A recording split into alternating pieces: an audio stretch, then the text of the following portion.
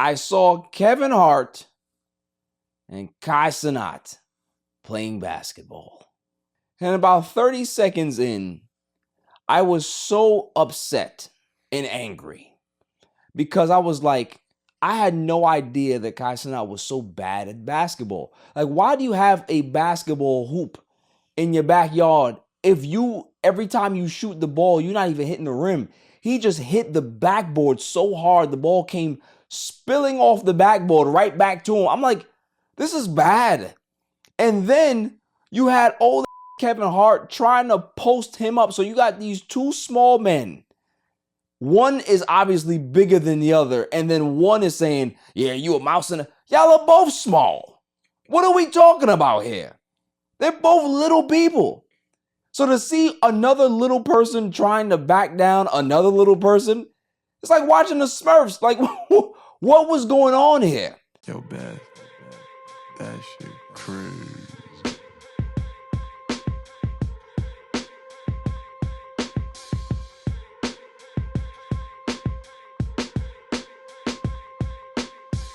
We are back.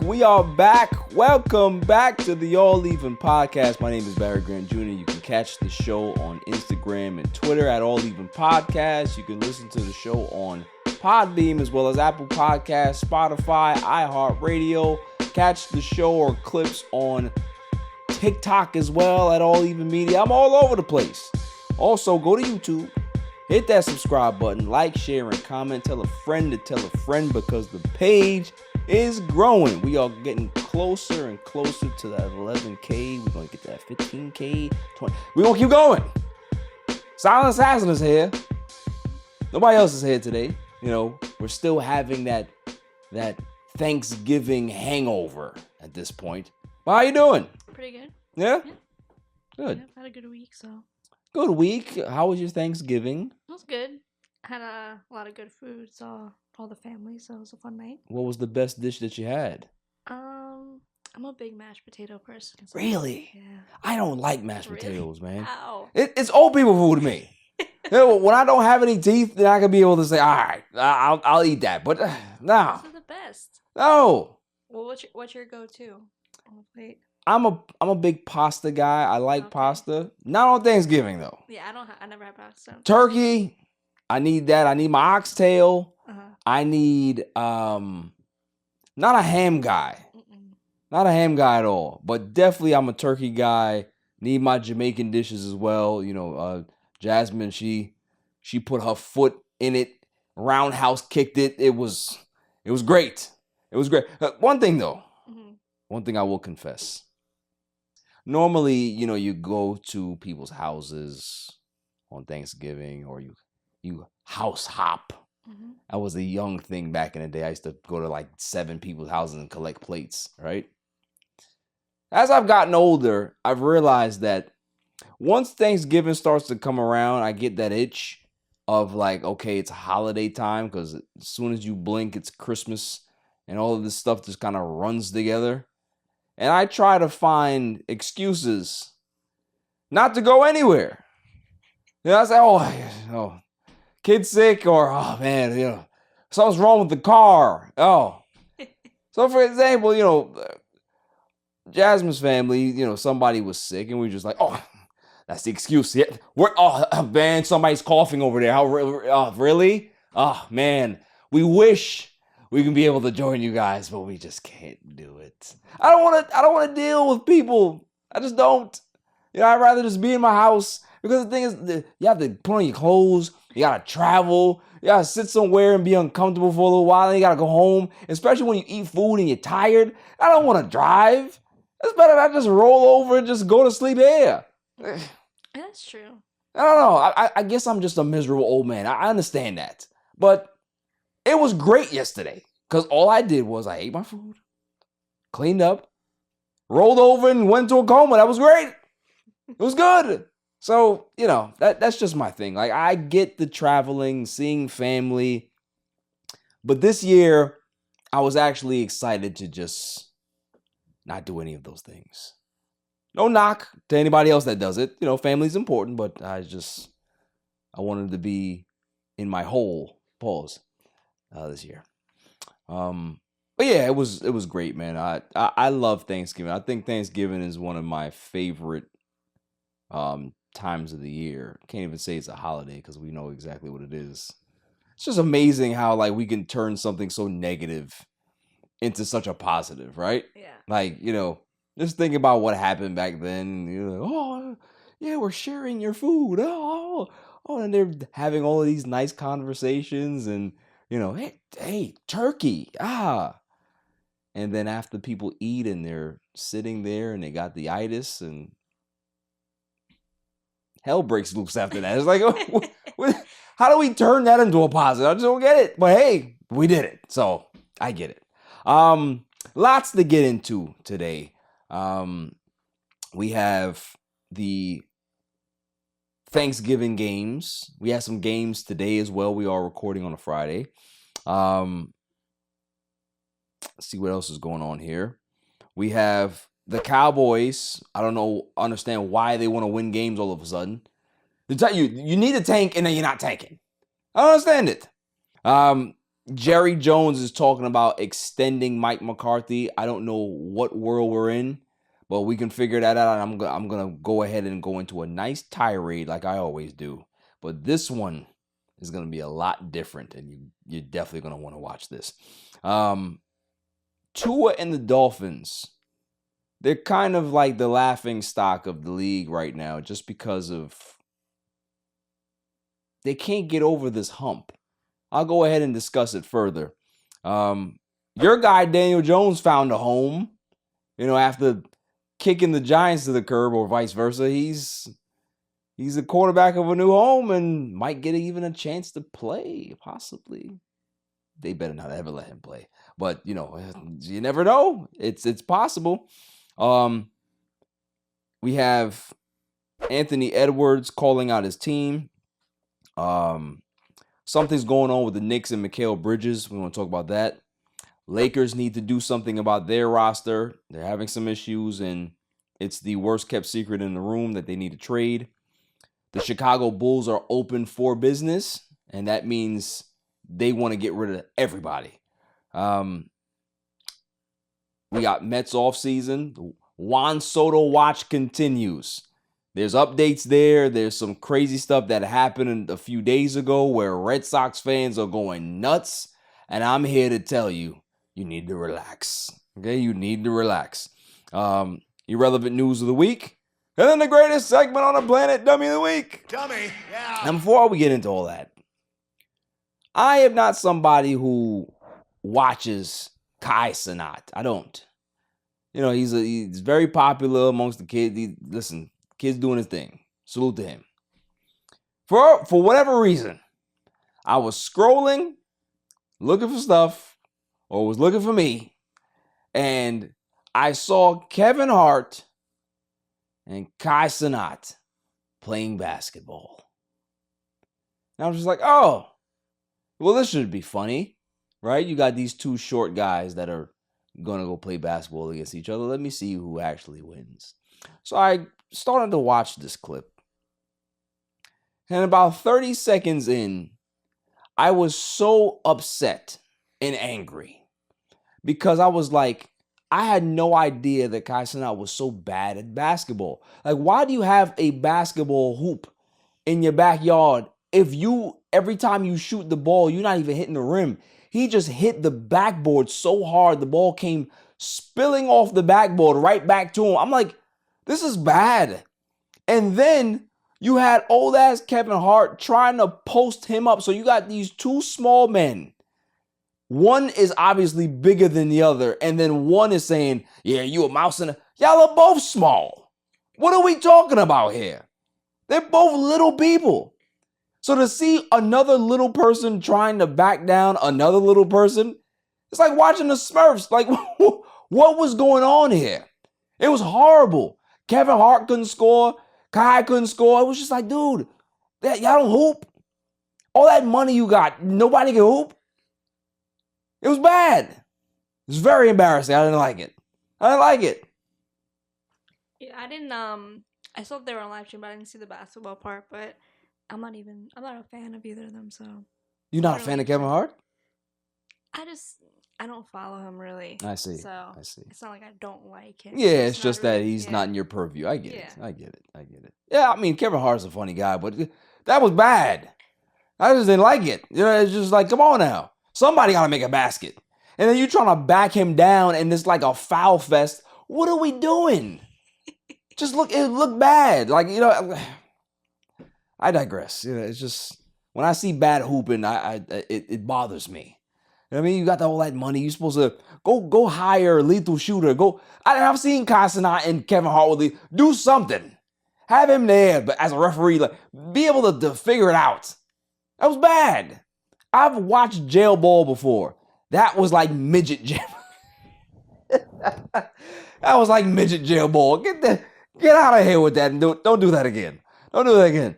It was good content though. It was. Moving on. I saw some offensive shit over the week. It was so bad that I had to tell everybody about it. I was really upset though. Like I wasn't even like on some play stuff like I normally am, right? I was mad. So called my cousin and I said, bro, you wouldn't believe what I just saw. And it really made me upset. Right? He was like, yo, what is it? He's like, nah, I'm serious. Like it got me mad. Yo, everything all right? Yeah. So I showed him the clip and he was livid. I saw this Asian fellow. He's doing this food tasting review. And he reviews a Jamaican beef patty. So he never ate one before. So he opened up the beef patty to show what the contents were, right? I got no problem with that. You want to see what you're eating. You've never seen it before. Cool.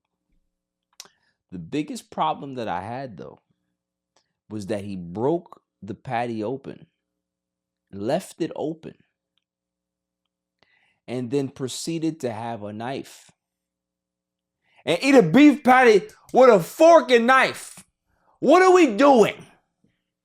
That's a handheld. What kind of offensive shit you on? You don't know how to eat a beef patty? You never seen this before in your life? Yeah. What's wrong with these next gen? I'm telling you about, you know how I feel about next gen people. Some of y'all is just weird. Well, that's offensive.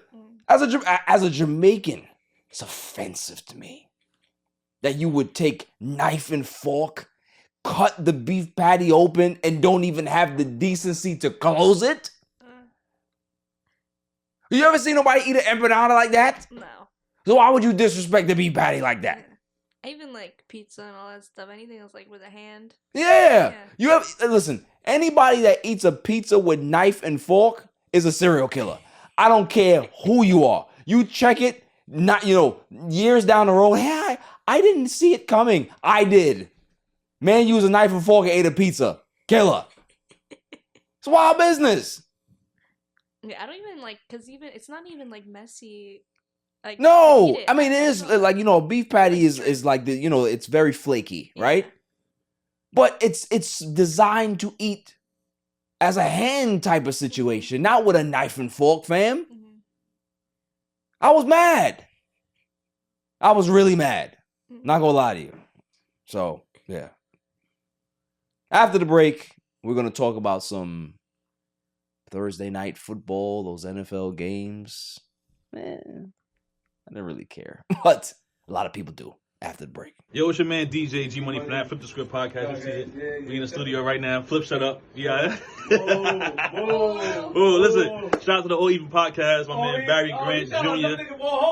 What's up, man? What happened? What you want to say to the people? Shout out somebody else's podcast? Yeah, my nigga the joint. What's up? All Even. All Even podcast. Yo, it ain't even up here, boy. We put this what's up, man? All Even. Yo, oh my God. What's up with you, man? Now that's a shout out. You keeping this? Yeah, keep all that. You want to jump All on the Even camera? podcast, right? Yeah, All Shout out Even. to All Even podcast, right? All Even? That's your man? My man. All right, shout out to All Even podcast. 100%. He cool. Is he cool? Let me see. Is he cool? G. What is it, G? Oh. I said about G. Oh. Cool, man. Turkey football on Thursday games. We saw the Bears and the Lions. Who else we saw? Giants and Cowboys. What other game we had? It was Dolphins and Packers. Dolphins and Packers. That was it, right? Yeah. And then we had the Today. games today, right?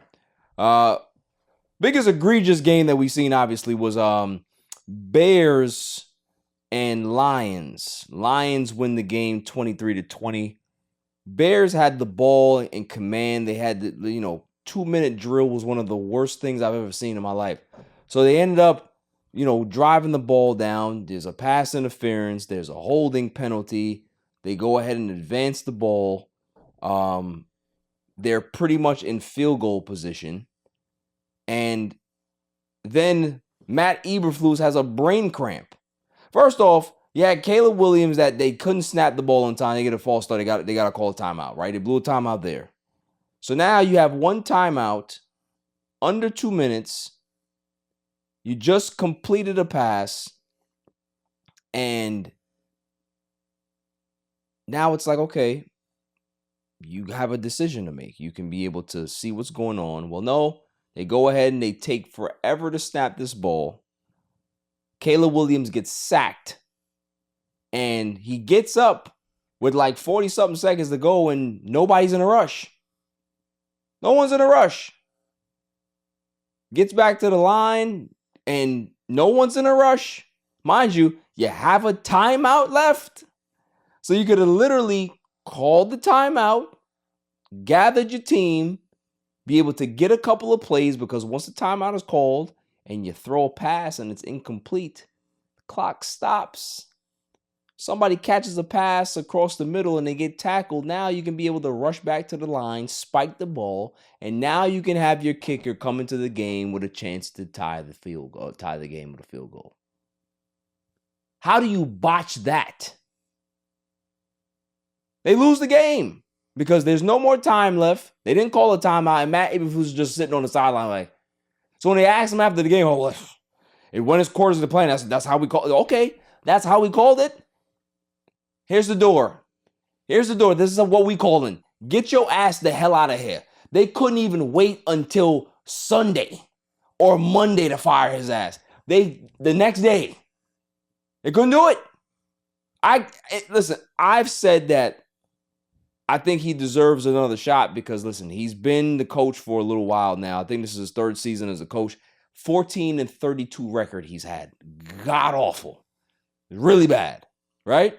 But the fact that you got a new quarterback, you got some new pieces, your team is starting to come together. I think that he could have gotten another chance maybe at seeing if he can be able to figure it out. And by midway next season, if they don't figure it out, then you can be able to move in another direction. Hey, they didn't want to do that. I understand, right? That's kind of like wishful thinking. But after seeing that 2-minute shit, yeah, send him his pink slip by email. That's how he got fired probably. He was home, got an email, said, honey, what's this pink thing on my phone here? I don't know what this is. Honey, that's a pink slip. Fired. Hired and fired. Because it's just dumb. I understand that you got a young quarterback. You have to be the one to take the reins. You have a timeout.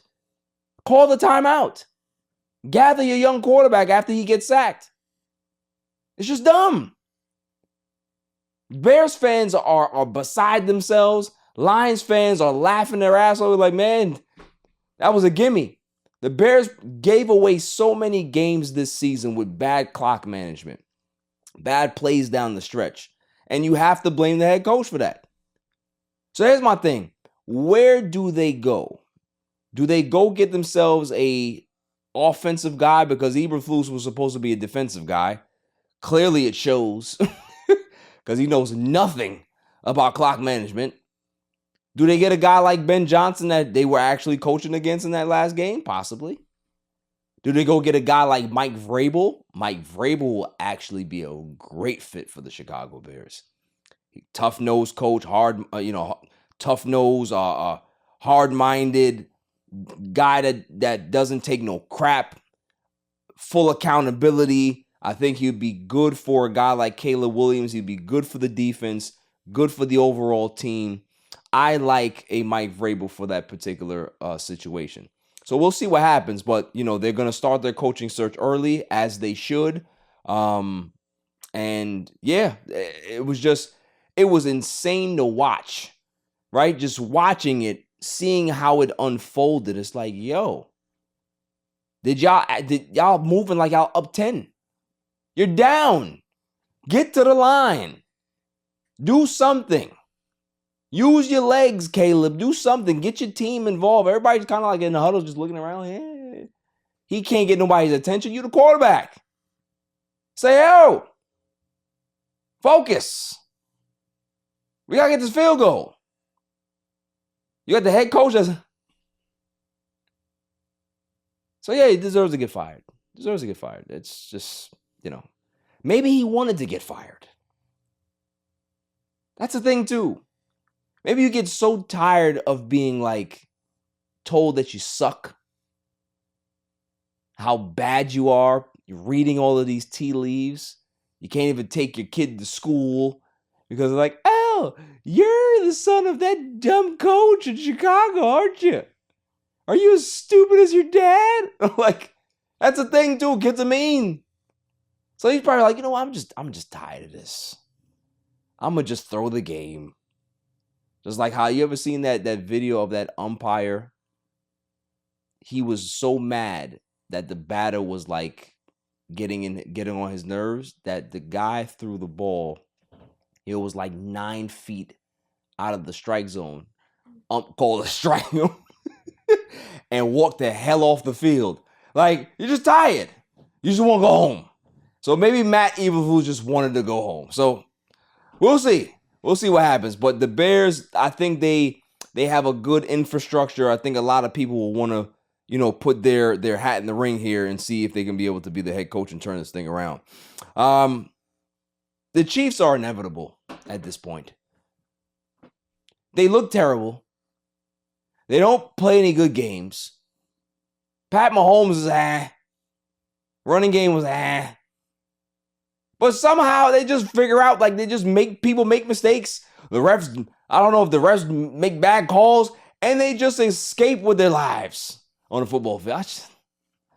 It's annoying at this point. Like, if this is how they're going to get their three-peat, I don't want it. I don't want to see it. I don't want to see it because they're not playing good football right now. I've said it from day one that I don't think the Chiefs are going to make it through the AFC. There's just too many good teams for them to play for me to believe that they're actually going to make it out. Then the Bills are better. I think the Chargers can give them a run for their money. I think the Ravens can give them a run for their money. Who else is out there? That's kind of it in regards to the AFC, in regards to the good teams in the AFC. Who am I missing? Denver. Denver's okay. You know what I mean? They're not world beaters, but they're not terrible. Pittsburgh, I didn't mention. The Pittsburgh Steelers have a chance. So there's some teams out there that can really be able to give the Chiefs a run for their money because they just don't look good to me. And I get that they're winning games, but you got to win games a little different than that to actually sell me on this team is going to be prepped and ready for a Super Bowl run. So I just, you know, the one thing I will take away from that game, though, that kid Brock Bowers, he's really good. He is really good. I think by next year, he may end up being the best tight end in the league. Like for a rookie tight end to come into the league and do that, it's not common. Most times tight ends take a while to kind of get their legs. Year 2, year 3, they figure it out. This guy just comes out the gate, man. Could you imagine if the Jets would have just took that kid? Aaron Rodgers would be fine right now. But Brock Bowers is special, man. He's a really special guy. Too bad the Raiders don't have a quarterback. They're going to need somebody. They need somebody.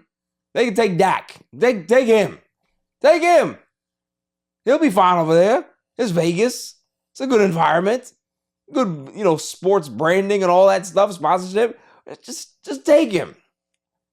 Because for me, and segueing into the Cowboys, I don't even want to watch the games anymore. I was so happy when they were 3-7, right? Because it's like, you got a chance to get some high draft picks.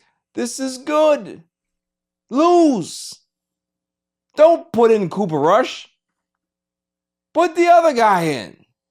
Put Trey Lance in the game. He can't throw the football. That's what we want. We don't want anybody doing anything good. Just tank. Get a good running back.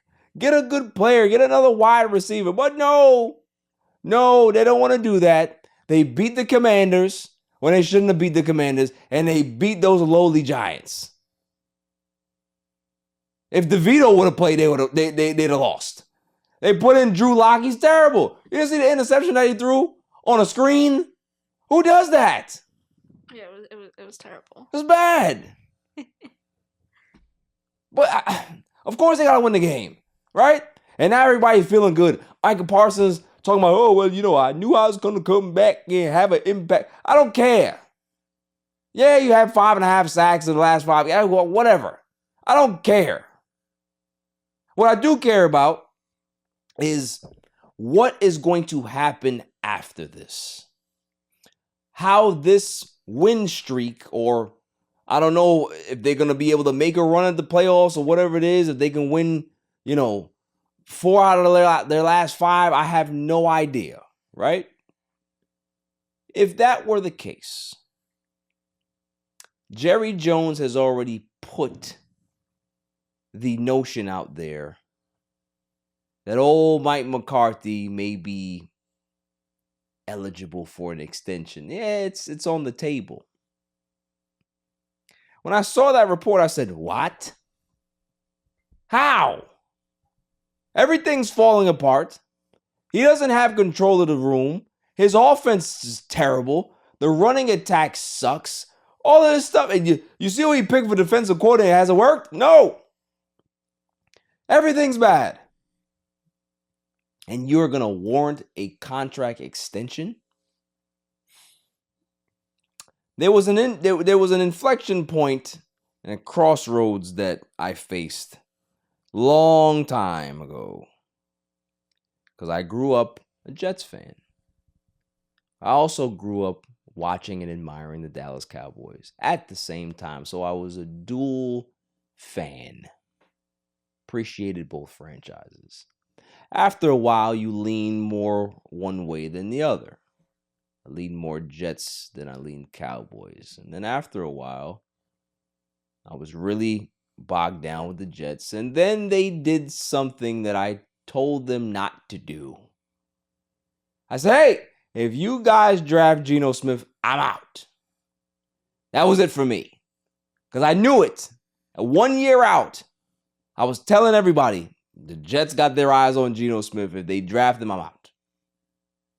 Lo and behold, they draft Geno Smith. I turned in my fan card. I don't care what nobody want to tell me. Turn it in. I'm at that inflection point and crossroads again. Here's my mandate. If Mike McCarthy comes back, I'm out. I'm selling all my Cowboys apparel. I'm getting rid of all of it. I won't support this team anymore. You bring back this guy. You got Bill Belichick with his young PYT out there. Go get him. Go get Mike Vrabel, Ben Johnson. Go get Deion Sanders. Someone that's going to bring some excitement to that room. Mike McCarthy? No. I'm saying it right now. You ready? If he comes back, I'm going back to the Jets. I'm going back to the Jets. All right, that's what I'm doing. It's either the Jets or the LA Chargers. It's one of the two. I'm sick of it. I've dealt with, and the fact that Dak Prescott is here for the next 4 years, I can't get out of that. Nah, I can't have Mike McCarthy and Dak. I need one or the other. And we know that Dak ain't going nowhere. We know that. Which means that Mike gotta go.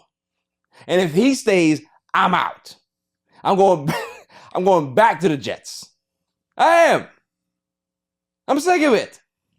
I was gonna say after all the Jet hate the past however many years. Yes. I went back. I'm going back.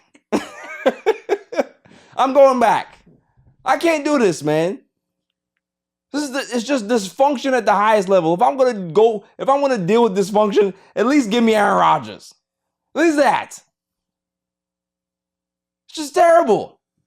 You can come to the Giants. No. Now, if you guys sign DeVito as your quarterback one, I'll think about it. But come on now. I'm just sick of it, man. I don't like none of these players on the Cowboys. I don't. Micah Parsons overrated. He's good, but he's not this great player that everybody's talking about. Trey Diggs, or was it Trayvon Diggs? He can't stay healthy. CeeDee Lamb, I like. I'll take that back. I like CeeDee Lamb. Zeke, old. Get him out of here. Dowdle, get him out of here. There's nobody good. And I got to deal with Mike McCarthy? No, I'm not doing that. I'm not putting myself through another year of that. It's bad enough we got to deal with Jerry Jones and his gaslighting, and way worse that you got to deal with his idiot son as well. And then there's some rumor out there that, now you know what? I'm going to save that. Save that for the Jets. I may leave. I'm going to wait. This is why I don't want them to go on no win streaks.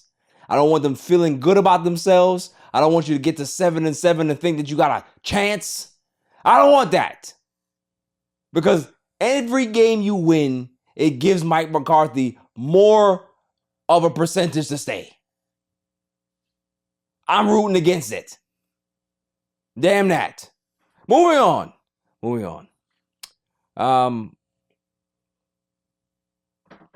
Two on those Dolphins. 5-7. They are pretty much at the brink of elimination at this point. Tua played well in the second half. They lost the game 30-17. Packers are really, really good. But Tua looked like dog shit in the first half. And there's a trend happening here. And that people are laughing at the Dolphins. Tua is 0-7 in games where the temperature is 46 degrees or lower. Now, for me, if I'm Mike McDaniel, and I understand that my team has an issue with playing in the cold, you have to do something different to kind of switch up your game plan or how you practice or how you strategically go about these particular games, right? For me, it's like, yo, all right, you know that you have a weakness here. How do you solve it? Maybe you need to simulate some cold days in practice. Take a trip up to Minnesota and go practice there. Do something. But you got to get your players used to playing in the cold, because as the year goes on, times get colder. If you want to play late in the year and be possibly in a Super Bowl in a warm climate somewhere, you got to go through some cold weeks. It's not always sunshine and rainbows. Not everybody plays in California and Florida. So it's a bit of a joke at this point that they still haven't figured that out. I don't get it. Like, this is why people, I don't never root for the Dolphins. First of all, because I grew up hating the Dolphins. Loved Dan Marino, but hated the Dolphins. But it's like you got to figure out something to be able to get your players ready to play a game that way. Like even one of the, I think it was Josh Jacobs on the Packers. After the game, they asked him, you know, how did everything go? How did it play out? He was just like, yo, those dudes look cold over there. That was the game. As soon as they got on the field, it was over. As soon as they got on the field, it was done. And if a team knows that, It's a cakewalk. All we got to do is hit them a couple of times and that's it. They're not going to want to touch the football? Cool. We got it. We play in this weather all the time. If you're a warm weather team, you have to do better to be able to know how to deal with the changing weather conditions and harsh weather conditions so your team can be able to be more well-balanced as you go late into the season.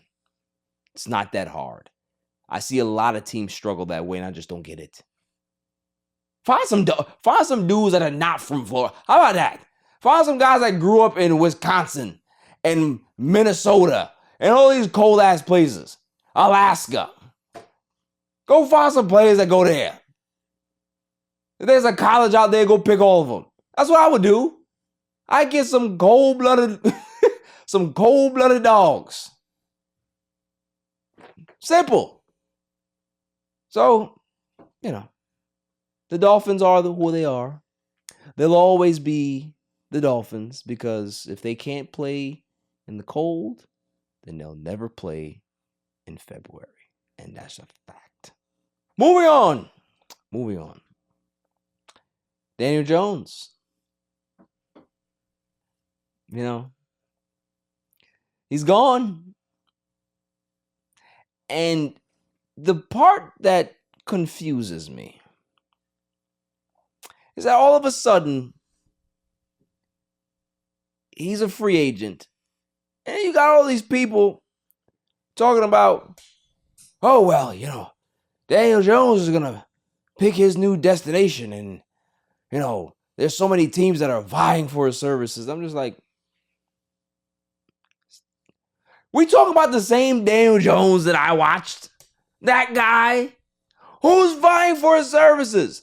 Who would actually sacrifice their season and put Daniel Jones at the helm at QB1? Who's going to do that? Of course the Vikings signed him. You know why? Because they don't need him to play. They got Sam Darnold there. They don't need Daniel Jones screwing it up. And if Sam Darnold does get hurt, then they could probably be able to throw his ass in there. That's fine. He's serviceable enough to be able to make that offense go. He's not terrible, but he's not great either. I just didn't understand all the hoopla, though. He left and it's, because of Daniel Jones, all the players, we're going to miss that. What are you going to miss? Maybe personality-wise, he's a nice guy, right? Did he bring his girl? Did he bring his girlfriend with him to Minnesota, or did she leave him too? Probably gone. I haven't heard nothing from her. Yeah, haven't seen anything. Yeah. What's going on here? Like it's like I woke up in the upside down. People talking about Daniel Jones like this is Tom Brady. What are we talking about here? He's a QB2. That's what he is. A very good backup. He can be able to win you some games. But for him to be trusted with an offense for 7 straight weeks, a whole season, no. You saw what happened with the Giants. That whole front office needs to go. All of them. They won't. Because they're going to get a chance to now pick their own quarterback. Dable and what's the guy's name? Sheen or Sheon or whatever his name is. They're going to be able to pick their guy. That's fine. But for you to botch this whole Saquon Barkley thing as bad as it is, and if he wins MVP, how are Giants fans going to feel? Even looking at it now, I'm just like, what? How did this happen? Like just watching him, when he did the leap, was it last week? 2 weeks backwards ago? leap? Yeah, I was like, oh, that's so nice. We'd love to see it in blue, but the man had he's turned into a running back in front of our eyes, and all you had to do was just leave the all you had to do was just leave the Giants to get there. No injuries, you're good, just good. He's getting just give me all the carries. Yeah, I can take it. Yeah, it's fine. You didn't see this in New York. No. That's it. Career year. Yeah. Yeah. Man's going to rush for 2,000. Man's going to rush for 2,000 yards the season that he leaves the Giants. It's amazing. It's simply amazing. When you leave such a terrible situation, bad relationship, Woman is just a terrible person. A guy's a terrible person. And you leave and you say, man, and I don't think I'm ever going to find somebody again. And then you find somebody nice. And you're like, yo, start dressing better. You put your hair together, looking all good. GQ. You feel better about yourself. You're a whole new person. And then they look at you like, oh, well, you ain't do that when you was with me because you suck. That's why. That's what Saquon, and the nerve of Saquon Barkley to even give them an opportunity to say, yo, you want to match this? You want to be able to give me a contract? He wanted to stay. He wanted to stay in that abuse. No, don't stay there. You see what the Eagles are doing for you. Wish you would have came to the Jets. That'd been nice. Make my decision much easier to jump ship again. But, it's just, I don't know.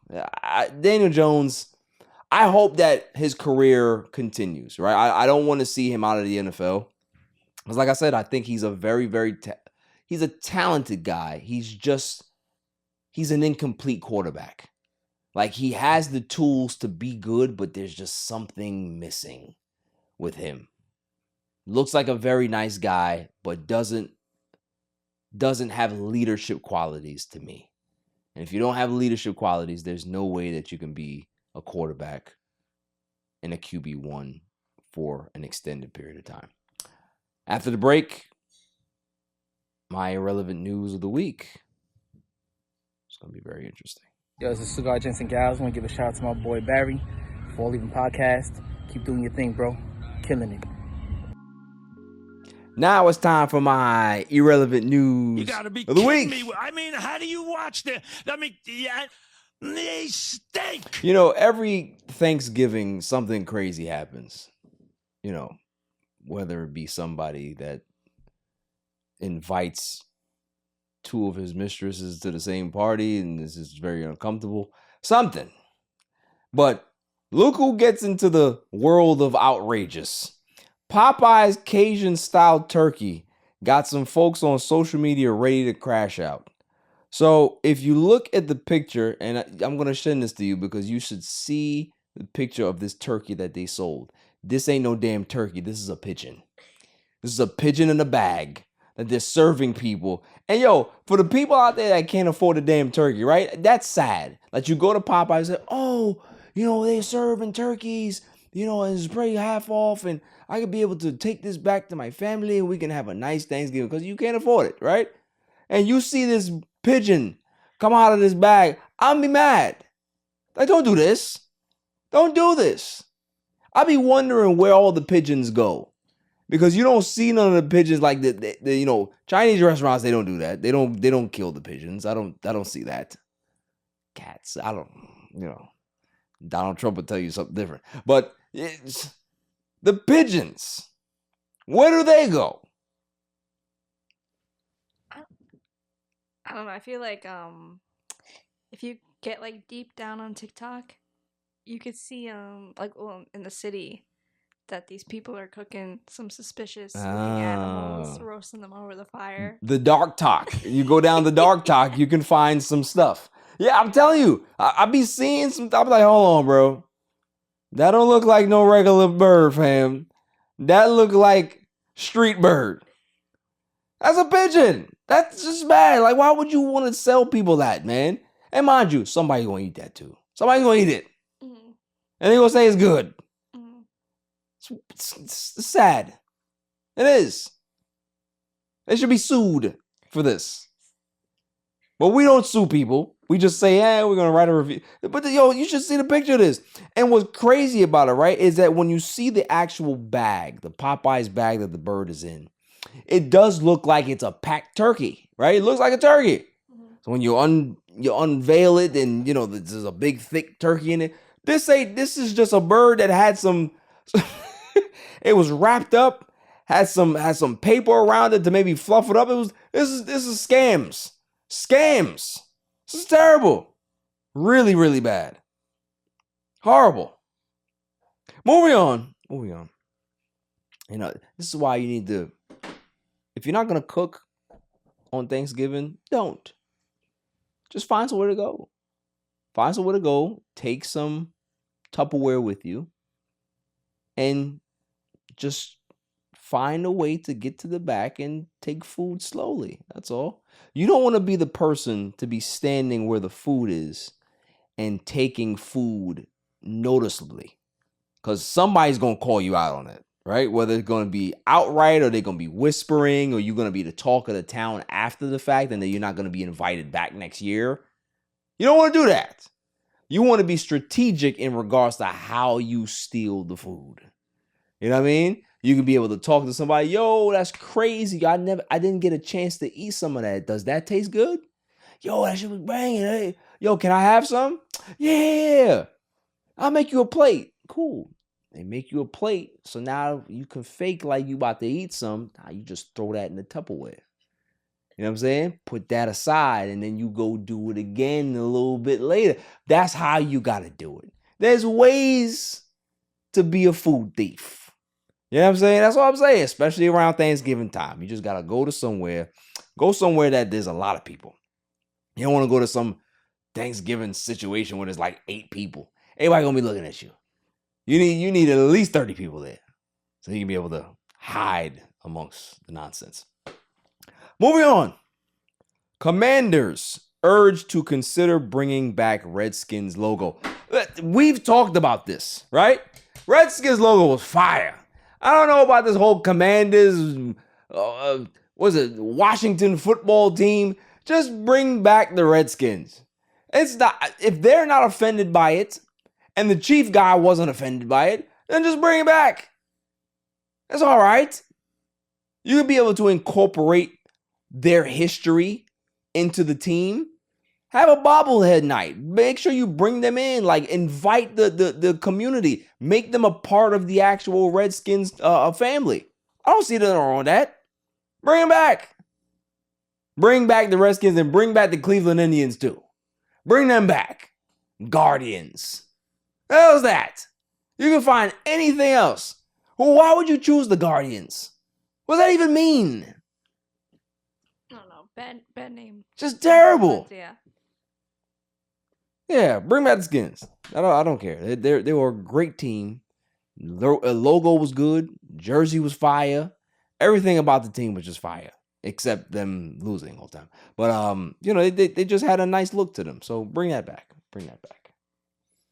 Moving on, and this is no irrelevant news. There's nothing popping on my phone or something that I wanted to, but there is something I'd like to discuss. If you're talking to somebody and they reveal to you that they have a pet and this pet had passed like 5 days ago, and instead of them calling an appropriate place to be able to take this pet to, aftercare services, they decided to keep this pet in their garage for 5 days. And then when they're told to bring the pet in, that person then reveals that they've put lime powder on the pet. At what point do you think to yourself, this person's a serial killer?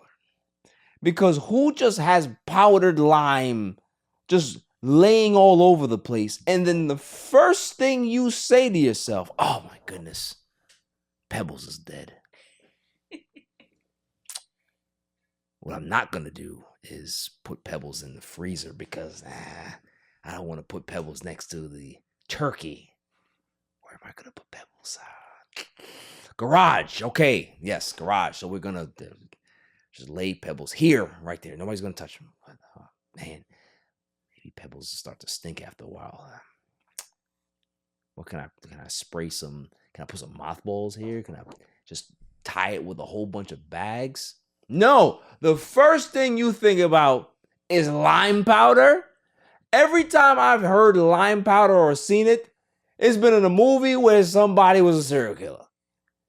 So if you find somebody that just has a bag of lime powder sitting around, would you say that, oh, this person must really care for their pH level of their grass? That's not what you're going to go for. I mean, this person's crazy.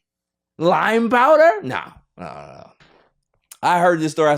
I told the person, I said, look, that's a serial killer. I don't know if you want to be in the same vicinity as this person, because if you make her upset, you may end up like the cat. That's all I'm saying.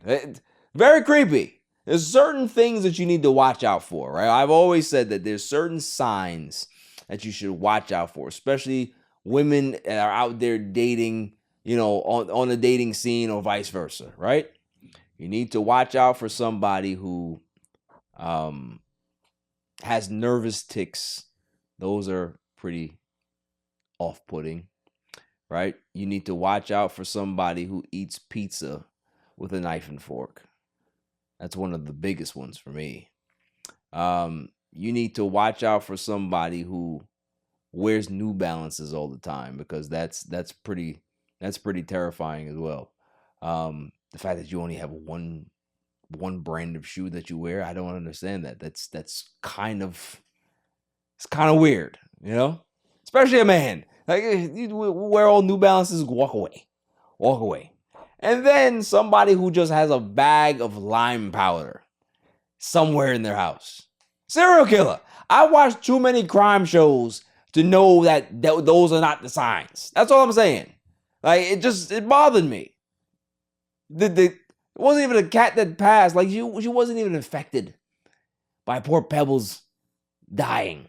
It's the fact that you wanted to hide the stink with lime powder. Just bring the cat somewhere. What are you doing? It's very, very upsetting. Yeah, I don't understand, even people who, wait to, have their pet, whatever they want to do with it, funeral services, whenever I had a pet growing up that passed away, it was, right after. You gotta put them in a box, bury them, figure it out, then have them sitting out there for days. Just doesn't even make sense. Yeah, I mean, these people, you got some people out there that want to taxidermy their pets. Like, that whole taxidermy situation is wild. Like, you gotta cut the limbs off and the head. It's like, why would you do that? No, destroying them. Yeah. Right, yeah. It's just, I don't know, man. It's just, dude, there's some weird people out there. All I'm saying is that if you see somebody eating pizza with a knife and fork, there might be a bag of lime powder somewhere in their house. That's all I'm saying. That is my irrelevant news. You gotta be kidding me. I mean, how do you watch the? I mean, they stink. Moving on to basketball. Anthony Edwards calls his team out for their lackluster performance in regards to losing. I believe they lost 4 games in a row. Called this team front runners, soft, that they're not communicating, and it was good to see a young player call this team out as they beat the I think they beat the Clippers tonight, so they got back on the right track. My question is this: as a leader, is it better to call your team out behind closed doors, or is it better to call your team out publicly? Because I've always liked the public strategy, because it kind of makes them really aware that, hey, everybody's noticing this and everybody's going to be talking about this. Everybody's going to be asking them questions about, are y'all good? What's going on? And it may anger them to the point where they take a little bit more pride in what they're doing and get serious. Or it can be able to go the other way and guys just kind of tune that person out, whoever made, the statement. But for Anthony Edwards to be able to take onus about this and to call out his team after this team was very, very successful the last 2 years. They're struggling. Their makeup is different. There's no Karl Anthony Towns. They have a new nucleus of guys. I think it was really, really mature on his part. Now, how he delivered the message, you can be able to say whatever, but I think he got his point across. Excuse me. So salute to him. Salute to him to be able to do that. And I think more guys, more leaders, more stars of the team got to be able to do that. You can't be mad or you can't be scared to call out your team. It's not personal. But if you guys are playing bad and guys are not performing well and guys are half-assing it and not really putting the effort that they need to put in, and guys are not communicating on the court when you need to communicate a lot in basketball to be able to be effective, I don't see that as a problem when I'm the star player. If there's anybody that can be able to say that, it's me as the star guy. So shouts to Anthony Edwards for really holding himself accountable, also holding his teammates accountable, calling themselves front runners. I'd have called them front runners too. They've been front runners all season. But that is exactly what I see, and hopefully they can be able to improve. When you got Rudy Gobert on your team, you're 100% going to be a front runner. Rudy Gobert is one of the most overrated basketball players I have ever seen come into the NBA. He's got 4 Defensive Player of the Year trophies, and I don't know how. I don't know how he's stolen 2 from Anthony Davis. He stole 1 from Draymond Green. How? I don't get it. So, big on Anthony Edwards for calling his team out. Hopefully they respond. They got to win tonight, so hopefully the streak continues. Moving on. The Knicks went ahead and made a big trade in the offseason. They brought in Mikail Bridges. They traded away Julius Randle. They traded away Dante DiVincenzo. They traded away all of these other guys in another trade, but they also made a different trade for Mikail Bridges and kind of changed the dynamic of their roster in a good way. But Knicks fans are having buyer's remorse at this point. Mikail Bridges has been very, very inconsistent for the first 20-something games of the season. He's played well. He's played poorly. His effort hasn't been there. Defensively, he's been getting cooked left and right. Nets fans are on cloud 9. They said, we've seen this all fucking season last year, and y'all went ahead and made this trade. Good luck. So can the Knicks be able to figure out how to utilize Mikail Bridges, and can he be able to rise to the occasion? Because they can't really be a contender with this consistent play out of a guy that's supposed to be a 3-and-D guy. If he's not a 3-and-D guy and he's getting cooked on the other side, and then offensively he's not giving you anything, he becomes an unplayable player. And that's a big problem, especially because they've invested so much resources into a guy that they think is going to be a good player for them for the next couple of seasons. It's something that I don't know if Tom Thibodeau can be able to figure out. He's been the head coach there for a little while. They've had success under him. But Nets fans have been kind of sounding this alarm for a very long time about Mikail Bridges, that he's not that good. He's not a number 1 option. That's why the Nets struggled when he was here. I don't even think he's a number 2 option. He's possibly a number 3 or even 4 option. But if you're going to be a 3 or 4 option and not be consistent, that's a big concern for a team that's invested a lot of resources into a guy. So I'm curious to see how that happens or how that works. But his numbers have not been really, really good over the past few games here. It's one of those things where he really is going to have to step it up. Going against the Hornets, 3 for 10, right? They beat the Hornets, but 3 for 10. 8 points, 37 minutes. The other game before that, he had 22 points, 9 of 17. That's pretty good. Other game before that, he had 14.7 and 13. So it's one of those things where he's not playing terribly, but he's also not playing up to the par or the standards that they expected him to play at when they traded for him. He's shooting the lowest 3-point percentage of his career, 30.6%. That's a guy that's supposed to be 3-and-D. Right now, he's 3-and-nothing. He definitely is 3-and-D, 3-and-dog shit. Because if you shooting at 30%, that's not going to help the Knicks win games. Because if you're not great defensively, you have to be able to at least do your part offensively to get your team a chance. So we're going to see how this plays out. Nets fans are kind of chomping at the bit and waiting to attack. But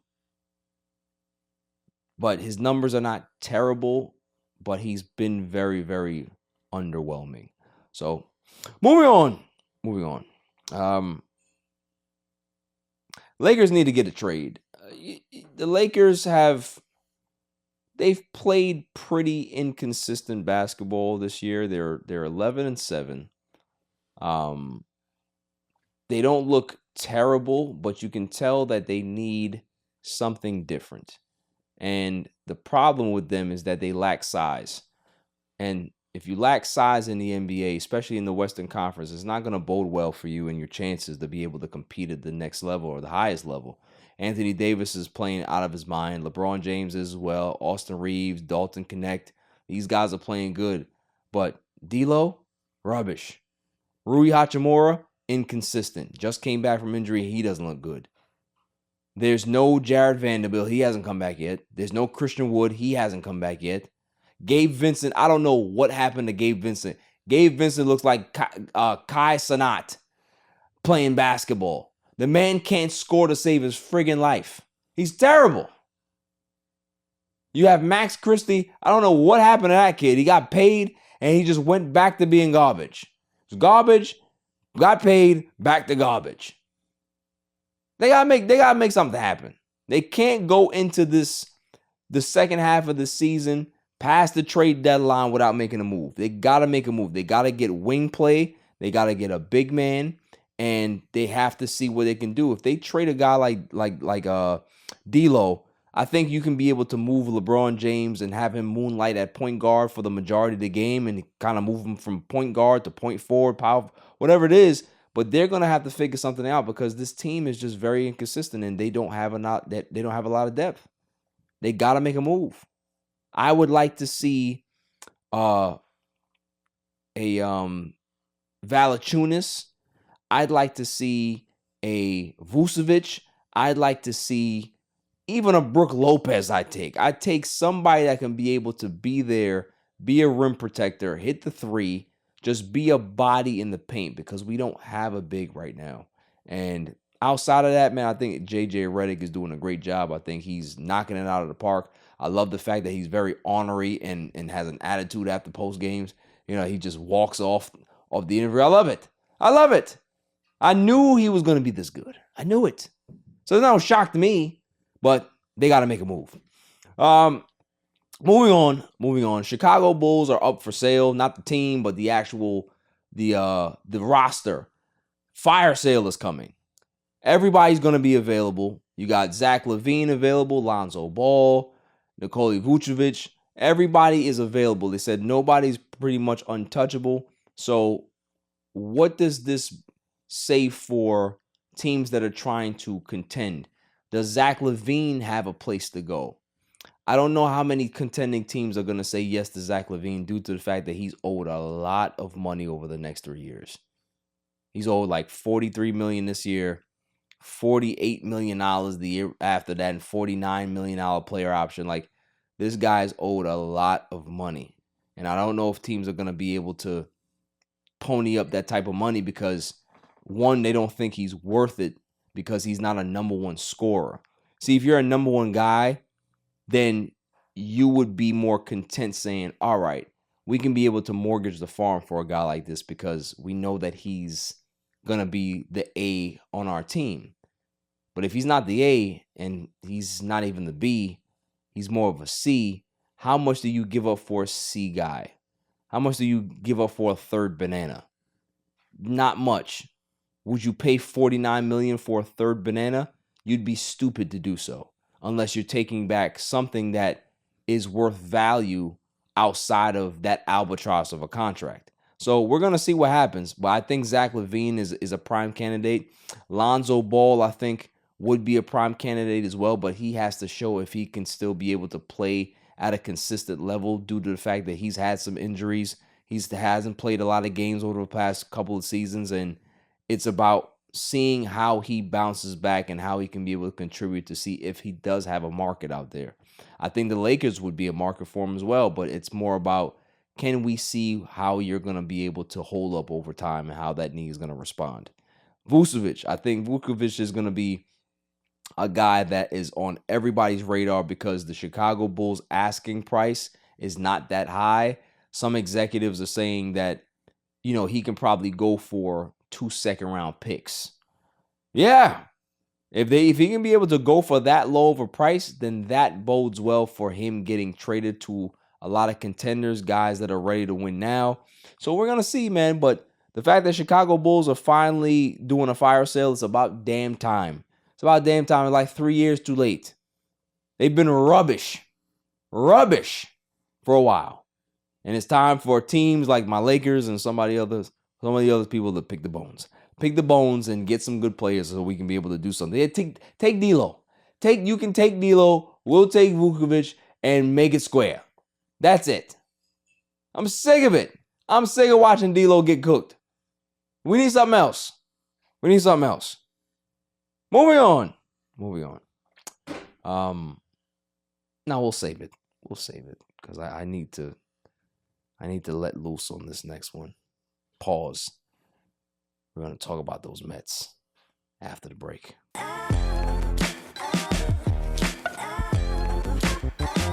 Juan Soto watch continues to have winding roads and turns and bends. Pause. Where's he going? We don't know. We know that the Yankees and the Red Sox have upped their offers. We don't know what the price tag is. We don't know if Steve Cohen and the Mets have upped their offer, or maybe the Yankees and the Red Sox have upped their offer to what Steve Cohen offered. Who knows?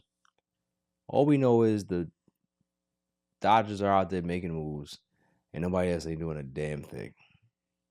Deferred money all over the damn place. But there was a wave of interesting news that happened. Red Sox fans were just excited and just like overly confident for whatever reason. If you took to Twitter over the last few days, Red Sox fans were just over the moon. Oh my God, is it true? Did Juan Soto's a Red Sox? I know that because the Mick told me. Mick, as he's known on X, his actual handle is Beyond Average Mick. This is a guy, and no shade to him. He has 6,000 followers on X. He reported that Juan Soto has agreed to a 12-year, $700 million deal. Or is it 660 or whatever it is? Anyway, something where the AEV was like $49 or $50 million a year. And everybody's going crazy. All the Red Sox fans, because this is the guy that predicted that the Bruins manager or coach is going to get fired. So if you see the thread, everybody's like, "Oh my goodness!" Like, thank you for reporting this. And you got people that are doing that. You got other people that are clowning him, and he's just like, "Oh, I stand on it," And it's one of those things where it's like, this is why social media has kind of destroyed credibility for a lot of people that are actually in the business.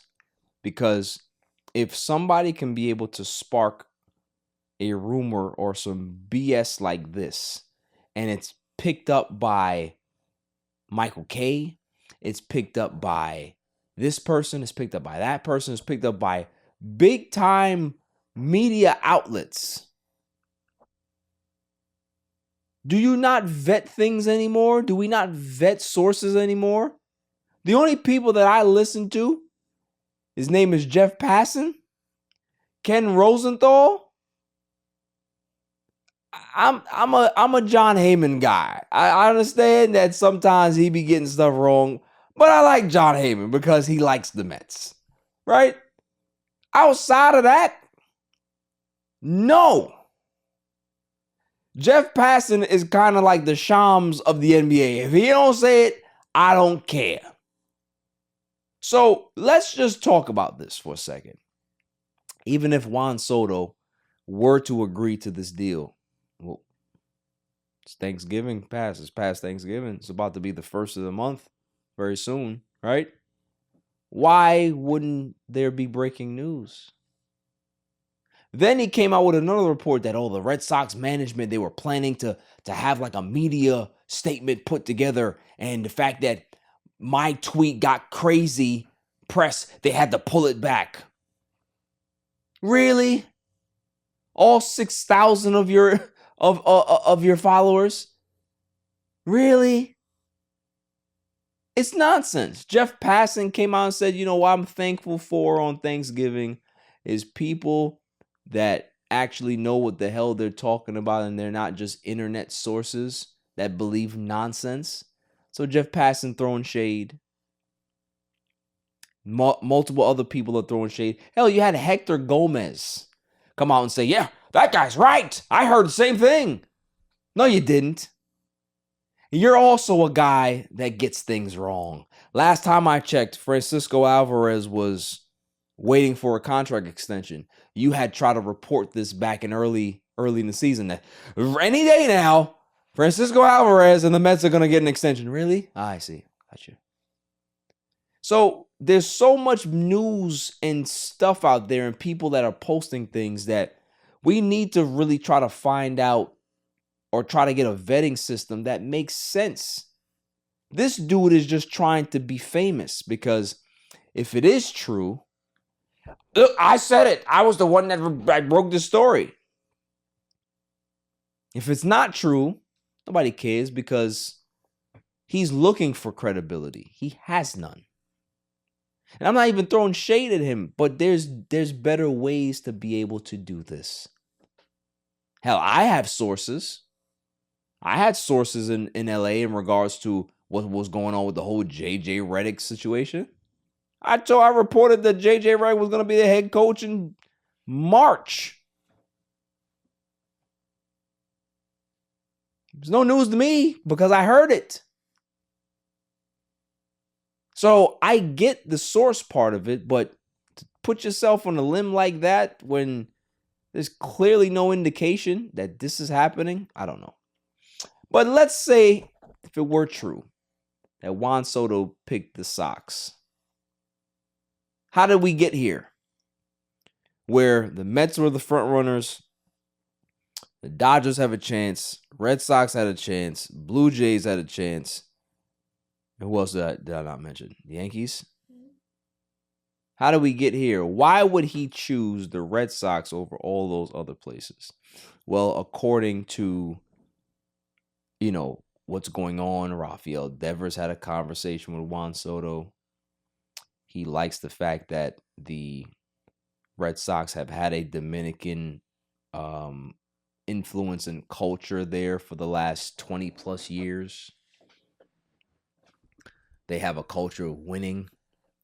They actually have one of the best farm systems in baseball right now. Top 5. It's a lot to like.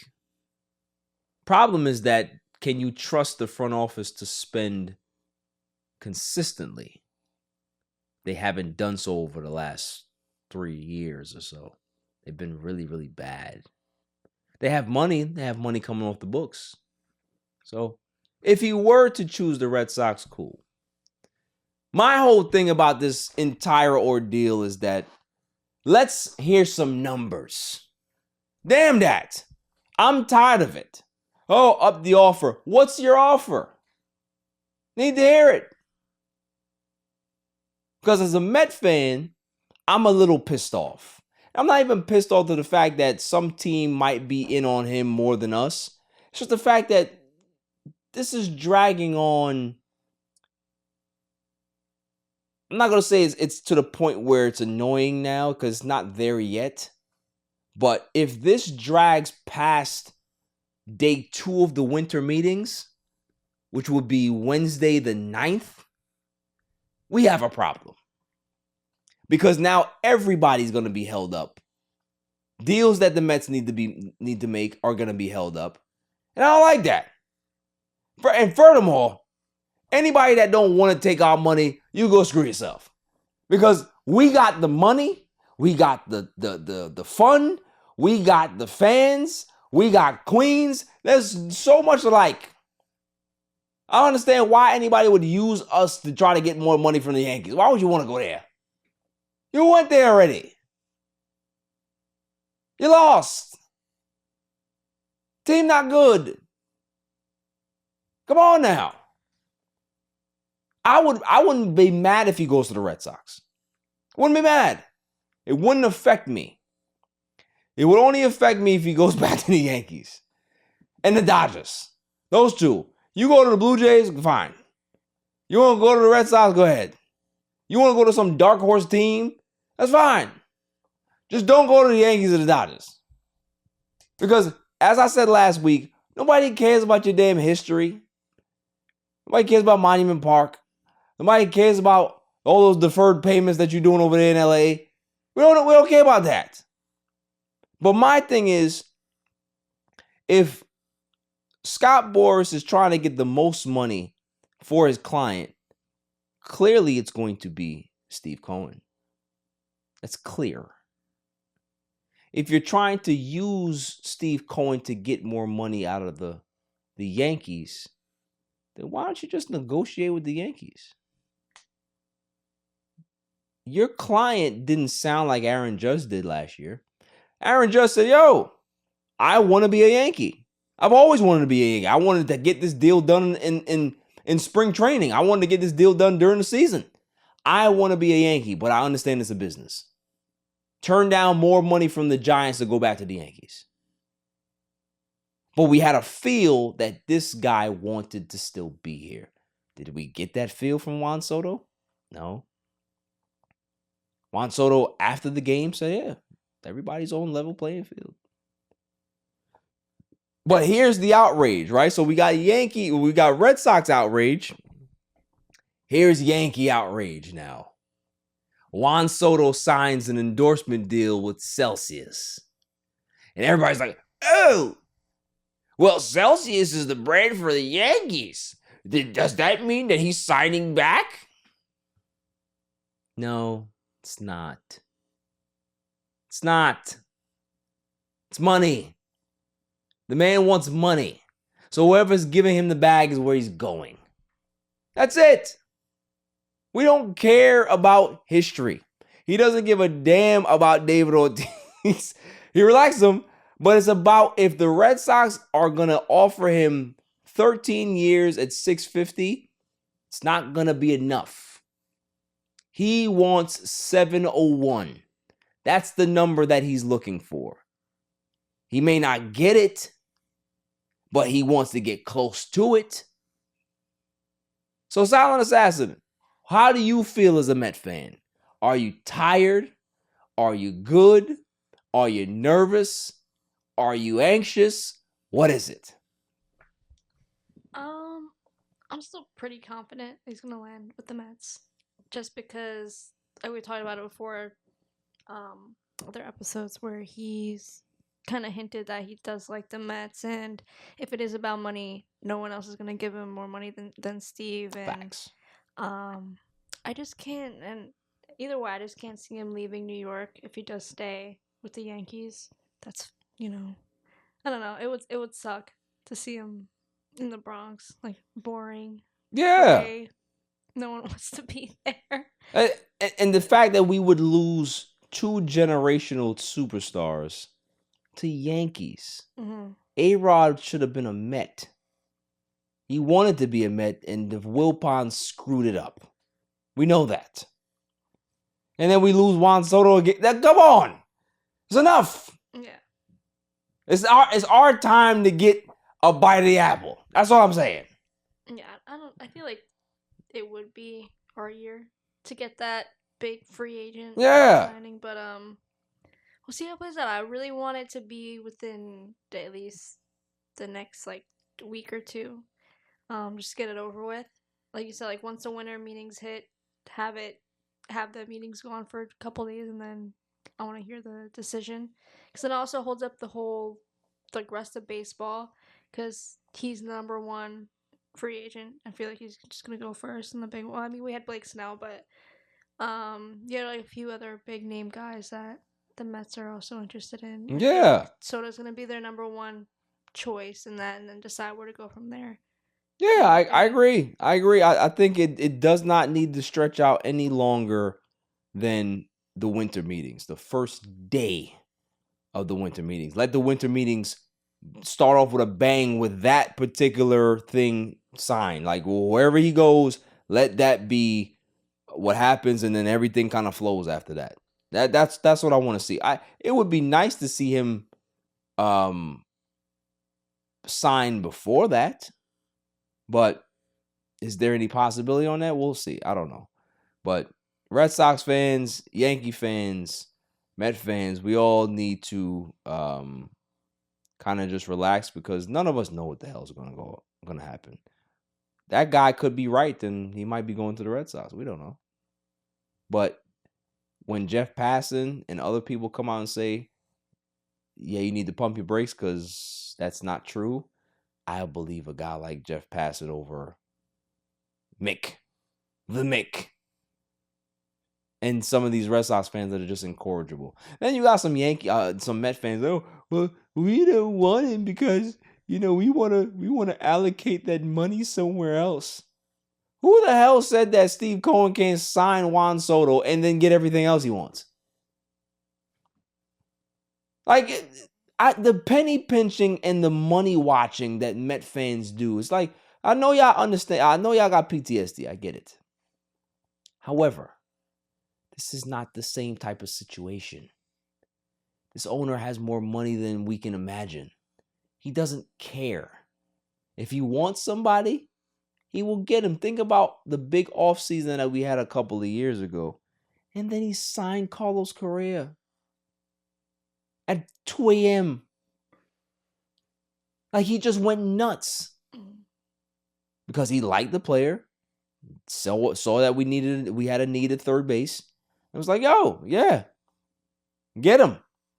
Didn't work out, but this is a guy that has shown you the capacity to say, yo, I don't give a damn about money. I'll get it back. I'll take $300 million out of my pocket and give it to him right now. So he's not going to blink at 700. If he really wants Juan Soto, there's no dollar figure that he won't go to say, this is the guy that I want to be able to spearhead the changing of this franchise for the next 10 to 15 years. There shouldn't be a price tag. If a guy like that comes to your organization and he gets you 3 World Series, or you get to the World Series and you have all of this, you're not like a contender overnight. 5, 6, 7, 8 years, just like how the Dodgers have been in the playoffs for the last 12 seasons straight. You get a guy like that can be able to bring that type of cachet to your team. There's no money that you wouldn't spend. So we're going to see what happens, man. We're going to see if Juan Soto is all about the money, or he actually took less because he believed in history and sentimental things. I think it's about the cash, but we'll see otherwise.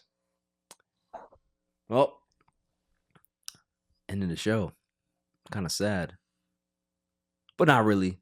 Now it's time for the greatest segment on the planet, Dummy of the Week. Dummy, yeah. Every week I go around the room and I ask who is the dummy of the week. Silent Assassin, who you got? I'm gonna go with the Giants. Okay.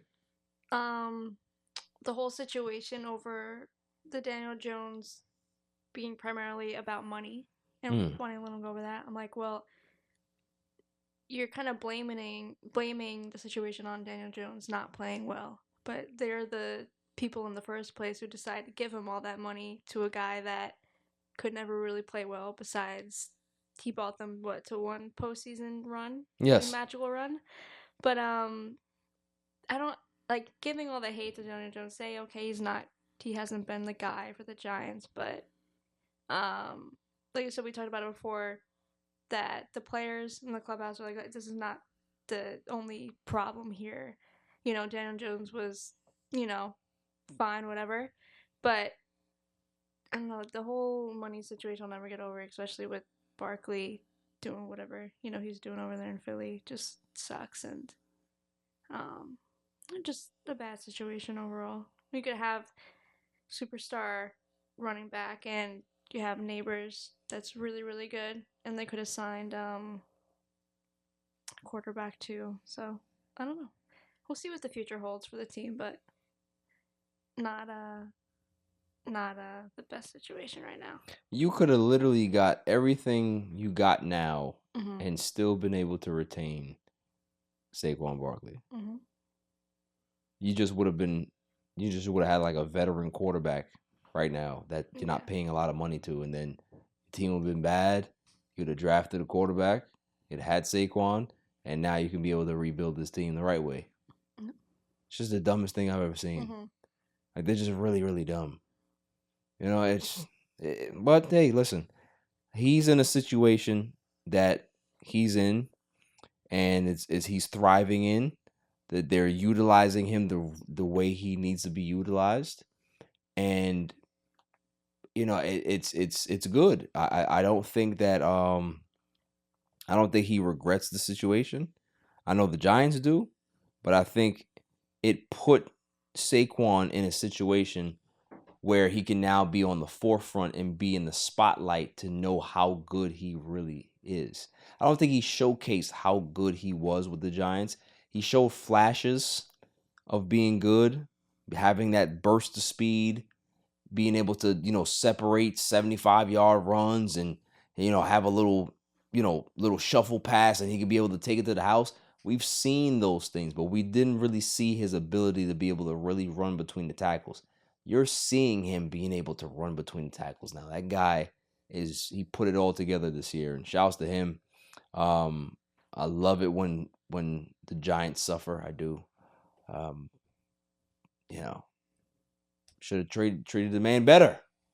Daniel Jones. You look at Captain Small Hands as a GM. You say, you know what?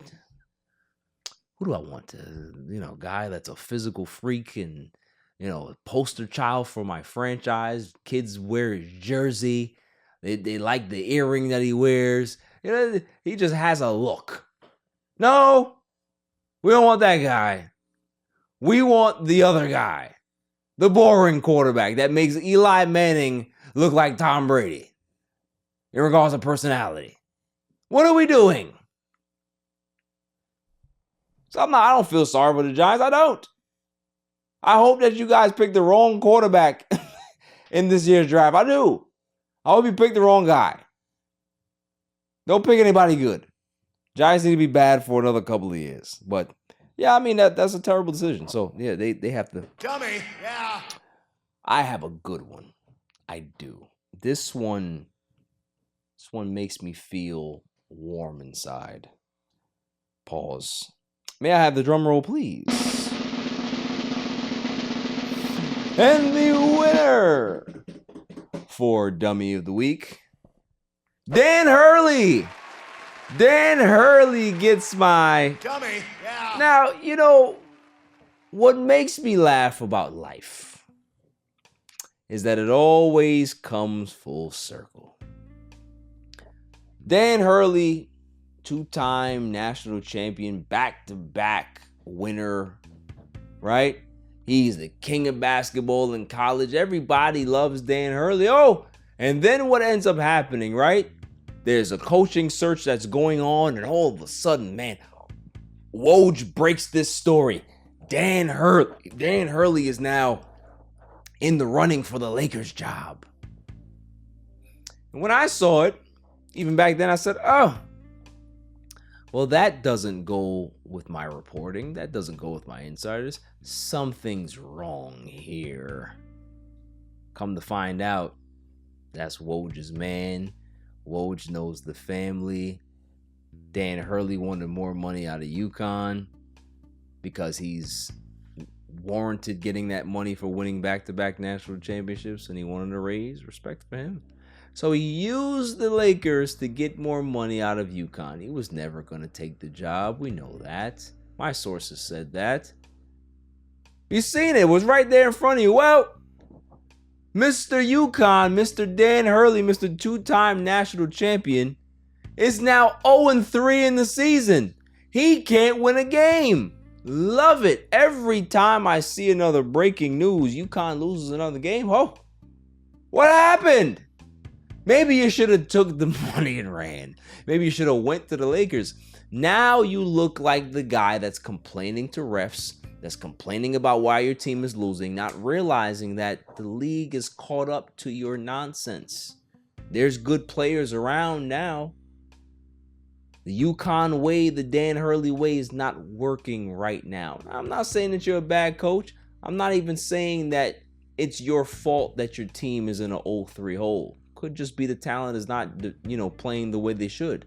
But my problem is that the optics of it looks bad. When you had your wife come out and say, we prayed to God and we did this and this and we love UConn. We never. Okay, you're there.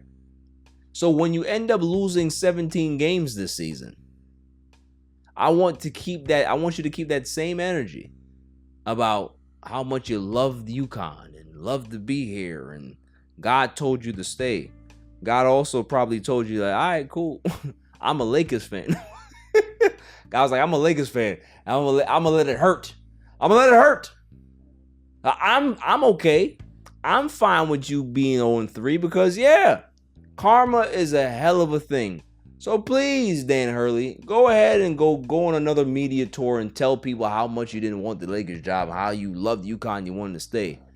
When the people at UConn are calling for your head for the next 2 years because your recruiting is not going so well and the team is not performing, we'll see what happens if you're going on another media tour blitz. Woj left. Woj is no longer your cover, so we'll see. So you might be a two-time national champion, back-to-back. But today, you're a loser. And you are the biggest winner for Dummy of the Week. That's all for the show. Silent Assassin, there is no PSA today. It's no PSA. Because we know what's up. The Mets need to go get Juan Soto. That's it. I don't care about your feelings. 750 over 15. Do it. That's it. That's going to get the deal done. Don't try to penny pinch. Don't go through these negotiations and these offer tables and stages. 750 over 15. Take it right now and go. That's if I'm Cohen, that's what I'm doing. That's what I'm doing. I'm not going through this nonsense. Take the money. Take the money and run. And if you don't take the money, and if you go to the Yankees, I'm telling you right now, every Met fan is going to be upset. They're going to boo the hell out of you. Don't even come to Queens. Don't even come. Just stay in the Bronx. Stay in the Bronx. Don't come to Long Island. Don't come to Queens. That's all I'm saying. 750. That's going to get the deal done. 750. All this nonsense. Tired of it. My son is the champ. So get over it.